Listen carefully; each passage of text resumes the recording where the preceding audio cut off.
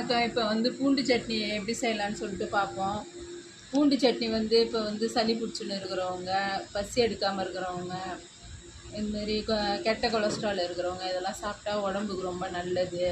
பூண்டு பொதுவாகவே நோய் எதிர்ப்பு சக்தி அதிகம் உள்ள ஒரு பொருள். அதனால் இந்த பூண்டு நம்ம சமையலில் சேர்த்துக்கிறதால உடம்புக்கு ரொம்ப நல்லது. இந்த பூண்டு சட்னிக்கு பூண்டு, தக்காளி, காஞ்ச மிளகா இது மூணையும் வச்சு வதக்கி இப்போ நான் அரைக்க போகிறேன். இந்த பூண்டு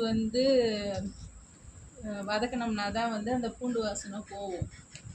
அதனால் சும்மா ஒரு வதக்கு அப்படியே லைட்டாக வதக்கி அரைச்சி எடுத்துன்னு காமிக்கிறேன் பாருங்கள்.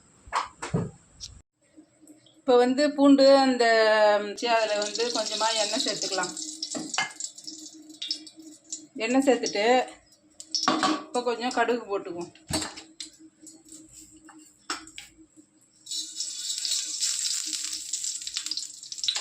எண்ணெய் காஞ்சதும் கடுகு போட்டுருவோம்.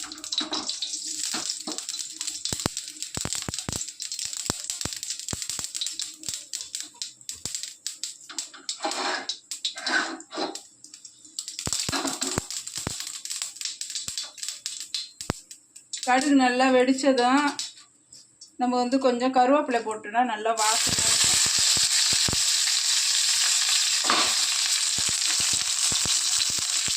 அதுக்கப்புறமா அரைச்சி வச்சுருக்கணும் இல்லைங்களா அந்த சட்னி.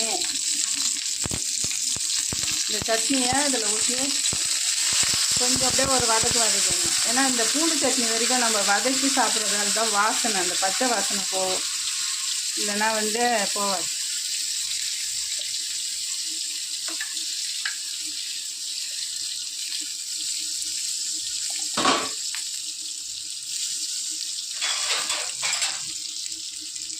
அப்படியே வதக்கி விட வேண்டியதுதான்.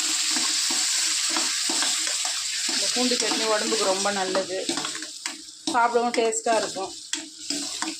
உங்களுக்கு சளி ஜுரம் அப்போ இது சாப்பிட்றதுக்கு இன்னும் நல்லா டேஸ்ட்டாக இருக்கும். இட்லி கூட, சப்பாத்தி, தோசை எது பண்ணாலும் இது தொட்டு சாப்பிடணும். இன்னும் கொஞ்சம் எண்ணெய் ஊற்றிக்கிறேன்.